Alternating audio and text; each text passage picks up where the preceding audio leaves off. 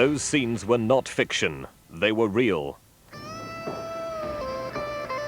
For 2 years, a BBC team went undercover with America's Drug Enforcement Administration. The camera witnessed firsthand the worldwide war against drugs. The dramatic real-life story DEA begins tomorrow at 9:30 on BBC1. And here are the rest of tomorrow evening's programmes on BBC1. Starting with Wogan at 7, talking to Jackie and Sonny Mann, and the king of the art fakers, Eric Hebben, about his work and the art world he so expertly tricked. Tomorrow's World at 7:30 searches for an insect that might have an appetite for the crop-destroying aphid. And at 8, the specials are called onto the streets to tackle a wave of violence. You can hear the voice of the viewer, delighted and disgruntled by BBC programmes at 8:50 in Points of View. And then, after the 9 o'clock news and DEA, it seconds out for championship boxing in Sports Night. And finally, at 11:20, assassin James Coburn sets out to complete just another job, only to be distracted from his task by a romantic assignation with Lee Remick. It's an unusually hard contract, and it provides a powerful end to Wednesday on BBC1. And now a look at the weather prospects.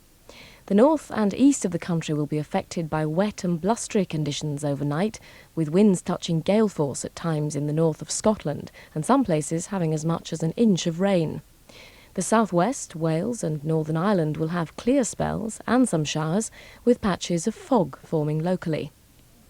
The rain will clear away only slowly from the east of the country tomorrow, to be replaced by showers later in the afternoon. Western districts will have a mixture of sunshine and showers, the showers being heaviest and most frequent in the morning, before dying out in the afternoon as cloud increases once again from the west. Well, Kerry, not saying hello to me then? She's not quite herself today. Oh? Show Mrs. Green what you did, love. Oh, how did she do that? Well, it was yesterday evening.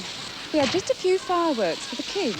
I thought we were ever so careful, but there's always something you forget to tell them. How did it happen then? It was a sparkler. You wouldn't believe it, would you? I mean, really. It wasn't as though the children were on their own. I was there. I did the lighting.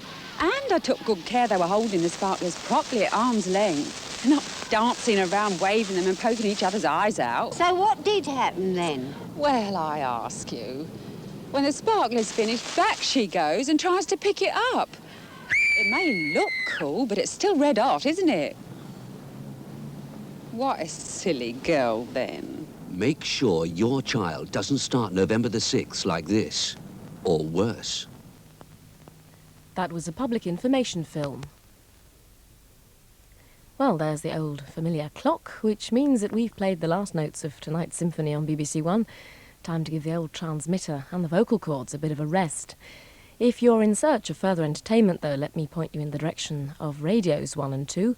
Bob Harris will shortly be on 1, and a jazz parade will be leaving on 2 at midnight. From the crew that have kept BBC1 together this evening, though, let me, Jane Constantinis, wish you a very good night.